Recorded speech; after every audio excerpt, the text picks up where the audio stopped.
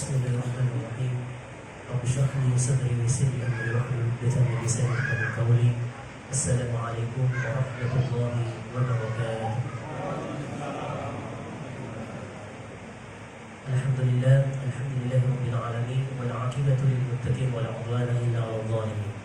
Wassalatu wassalamu ala nabiyyina wa syafi'ina Muhammadin wa ala alihi wa sahbihi wa man tabi'ahum bi ihsanin ila yaumiddin, amma ba'd. Jamaah salat tarawih yang semoga dimuliakan dan dirahmati oleh Allah Subhanahu wa taala. Genap alhamdulillah pada kesempatan malam hari ini telah sampai 7 hari atau puasa yang ketujuh di bulan suci Ramadan ini. Nikmat yang begitu luar biasa yang sesungguhnya Allah Subhanahu wa taala berikan di antara berbagai macam nikmat yang Allah Subhanahu wa taala karuniakan kepada kita. Salah satu nikmat yang paling besar yang disebutkan oleh Rasulullah SAW, yang kadang-kadang manusia ternyata banyak yang lalai dengan dua nikmat itu.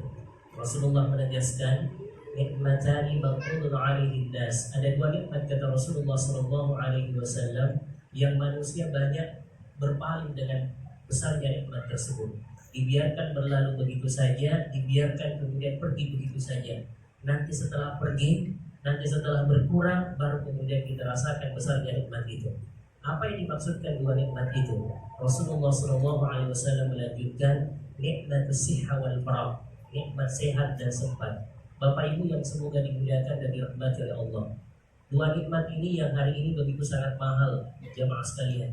Nikmat sehat, tepat 1 tahun lewat kita menghadapi pandemi yang begitu luar biasa. Serasa kesehatan begitu sangat mahal hari ini. Kalau kemudian kita masih dalam keadaan sehat, maka maksimalkanlah ibadah kita kepada Allah Subhanahu wa taala. Apatah lagi kesehatan itu kemudian kita sampai di bulan suci Ramadan. Yang kedua, Rasulullah menegaskan nikmat kesempatan. Allah sekali lagi memberikan kepada kita waktu untuk bertemu dengan Ramadan ini. 1 minggu telah kita jalankan. Maka kemudian harusnya kemudian sekali lagi memaksimalkan ibadah kita kepada Allah Subhanahu wa taala.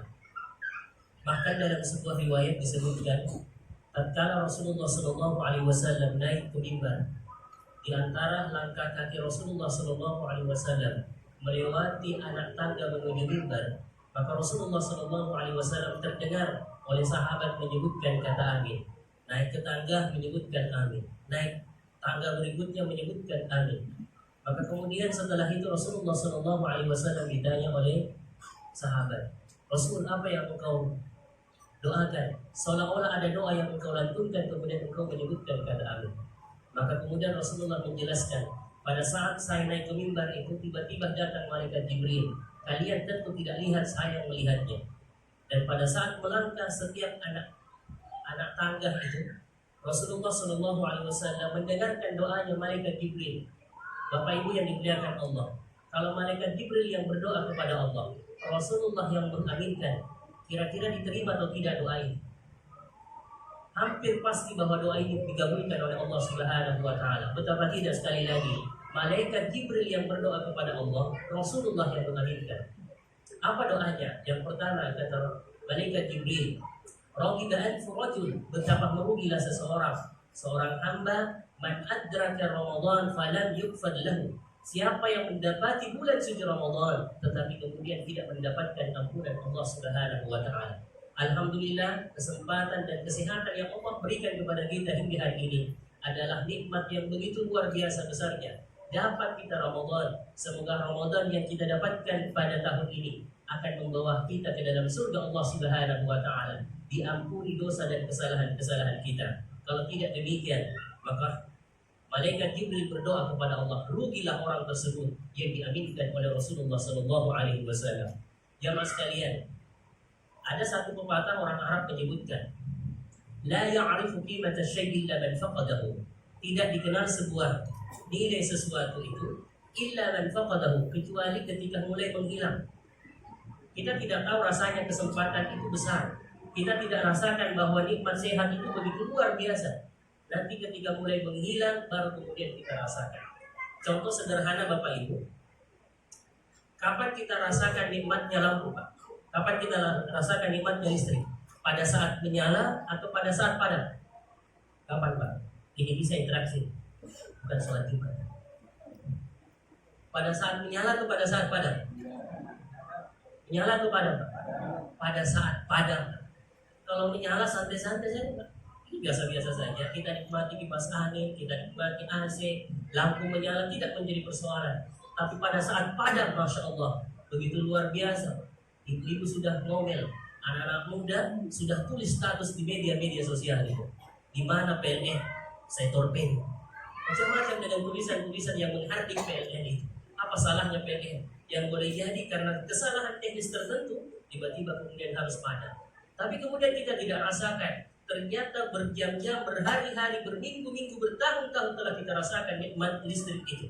Tapi kemudian sekali lagi jarang menyadari bahwa Allah Subhanahu wa Ta'ala memberikan nikmat itu. Beberapa waktu yang lalu di Jakarta, jamaah sekalian, terjadi pemadaman serentak beberapa jam saja. Tapi tahukah kemudian kerugiannya berapa? Miliaran rupiah, ratusan miliar, hanya beberapa jam saja. Tahukah kemudian kita sekali lagi, Allah telah memberikan nikmat listrik itu berjam-jam sebelumnya. Tapi kemudian kita tidak menyadari. Nanti ketika Allah mulai mengurangi nikmat itu, atau mungkin menghilangkan nikmat itu, baru kemudian kita merasakan besarnya nikmat Allah. Kesempatan dan kesehatan yang Allah Subhanahu wa Ta'ala berikan. Tahun lalu susah rasanya kita beribadah di bulan suci Ramadan. Tahun lalu susah rasanya kemudian kita bergerak meninggalkan rumah kita menuju rumah Allah, itu begitu luar biasa beratnya. Dengan pandemi yang begitu hebat di awal-awal, luar biasa, susah sekali kemudian kita melaksanakan ibadah kepada Allah. Jamaah tidak bisa berangkat ke masjid, ustaz tidak bisa keluar ceramah. Jadi semuanya kena, Pak. Bukan hanya jamaah, ustaz juga bersoalan. Karena kemudian tidak bisa ceramah, tidak bisa kemana-mana, dan bisa kemudian berdakwah dan seterusnya. Jamaah sekalian yang semoga dimuliakan Allah Subhanahu wa Ta'ala. Doa yang kedua oleh malaikat Jibril, Ragiba anfu rajul, begitu merugilah seseorang, menjadi merugilah seseorang, man adraka abawaihi aw ahadihima wa lam yudkhilhu jannah.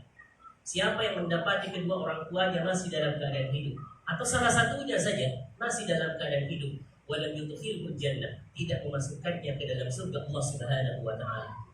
Barangkali kita yang masih mendapati kedua orang tua kita dalam keadaan hidup, hari ini masih mendapati mungkin salah satunya yang masih dalam keadaan hidup, maka beruntunglah anak seperti ini. Betapa tidak Allah memberikan kesempatan dia masuk ke dalam surga Allah Subhanahu wa Ta'ala yang relatif lebih mudah. Dengan cara apa?